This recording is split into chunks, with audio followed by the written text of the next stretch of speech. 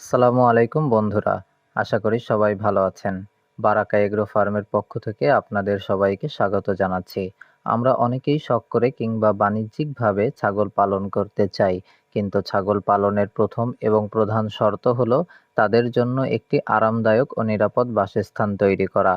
আমরা নতুন ছাগলের খামার শুরু করছি, আর তাই একটি সুন্দর ঘর তৈরি করার পরিকল্পনা করেছি। আমাদের পর্যাপ্ত জায়গা না থাকাতে আমরা একটা পরিত্যক্ত জায়গাতে ছাগলের জন্য ঘর বানানোর সিদ্ধান্ত নেই।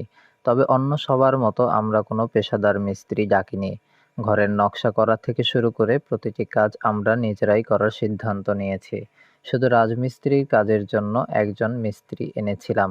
চলুন আমাদের এই ঘর বানানোর পুরো জার্নিটা আপনাদের সাথে শেয়ার করি। একটি মজবুত ঘরের জন্য প্রয়োজন শক্ত ভিত্তি। তাই আমরা প্রথমেই জায়গাটি পরিষ্কার করে নিয়েছি। এরপর শুরু হলো আমাদের ইটের গাঁথুনির কাজ। কোদাল দিয়ে মাটি কেটে বালু আর সিমেন্টের সঠিক অনুপাত মিশিয়ে আমরা নিজেরাই মশলা তৈরি করেছি। জীবনের প্রথমবার ওলন সুতা ধরে ইটের পর ইট গেঁথে দেয়াল তোলা যে কতটা কষ্টের, তা যারা এই কাজ করেছেন তারাই শুধু বুঝবেন। তবে কষ্টের মাঝেও একটা অন্যরকম আনন্দ ছিল, কারণ প্রতিটি ইটের ভাঁজে ভাঁজে জড়িয়ে আছে আমাদের নিজেদের ভালোবাসা এবং ছাগলগুলোর সুরক্ষার চিন্তা। ঘরটিকে রোদ এবং বৃষ্টির হাত থেকে বাঁচাতে আমরা উপরে টিনের চাল দেওয়ার কাজ শুরু করলাম। নিচে যেন পানি বা কাদা না জমে, সেজন্য ইটের খোয়া দিয়ে চারপাশে ঢালাই করে নিয়েছি। এরপর বাঁশ কেটে এবং কাঠের বাতা দিয়ে ঘরের মূল কাঠামো তৈরি করেছি। উপরের চালের জন্য আমরা টিন ব্যবহার করেছি। টিনগুলো ফ্রেমের সাথে স্ক্রু এবং জিআই তার দিয়ে শক্ত করে আটকে দিয়েছি, যাতে ঝড় তুফানেও চালের কোনো ক্ষতি না হয়। ছাগল যাতে পর্যাপ্ত আলো বাতাস পায়, সেজন্য ঘরের উচ্চতা এবং ভেন্টিলেশনের দিকে আমরা বিশেষ নজর রেখেছি। খামারের ঘর মানেই যে মলিন বা সাধারণ হতে হবে তা কিন্তু নয়। ঘরটিকে একটি দৃষ্টিনন্দন করতে আমরা বাইরের দেয়ালে চমৎকার একটি গ্রামীণ দৃশ্যের পেইন্টিং করেছি, যা দেখতে সত্যিই দারুণ লাগছে। এবং পেইন্টিংটি আমার আব্বুই করেছে। আমার আব্বু একজন প্রফেশনাল আর্টিস্ট।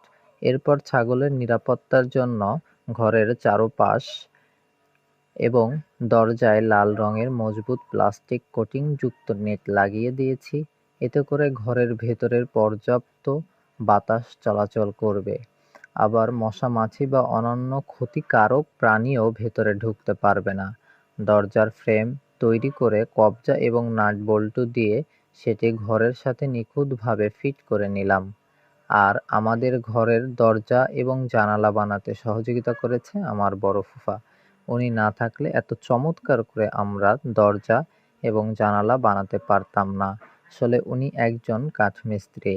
আপনারা হয়তো জানেন, ছাগল সবসময় শুকনা এবং উঁচুতে থাকতে ভালোবাসে। তারা নিচে মাটিতে ঘুমাতে পছন্দ করে না। তাই আমরা ঘরের ভেতরে কাঠের চটা বা পাটাতন দিয়ে একটি সুন্দর মাচা তৈরি করে দিয়েছি।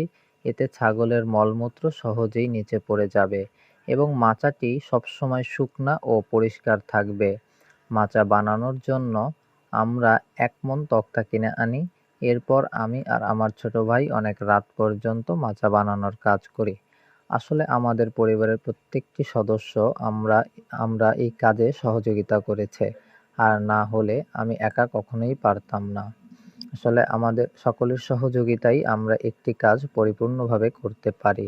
দীর্ঘ পরিশ্রমের পর অবশেষে আমাদের ছাগলের স্বপ্নের ঘরটি পুরোপুরি প্রস্তুত। সম্পূর্ণ নিজেদের হাতে, শুধু রাজমিস্ত্রি ছাড়া এই ঘরটির কাজ আমরা নিজেরা করতে পেরে আমরা সত্যিই আনন্দিত। আমাদের এই ক্ষুদ্র প্রচেষ্টা এবং ঘরটি আপনাদের কেমন লাগলো তা অবশ্যই কমেন্ট করে জানাবেন। এরপর আমরা আমাদের খামারের জন্য হাট থেকে ছাগল কিনবো এবং সেই ভিডিও আপনাদের কাছে শেয়ার করব ইনশাল্লাহ। আমাদের জন্য আপনারা দোয়া করবেন যাতে আমাদের কাজের ভিতর আল্লাহ তাআলা বারাকা দান করেন।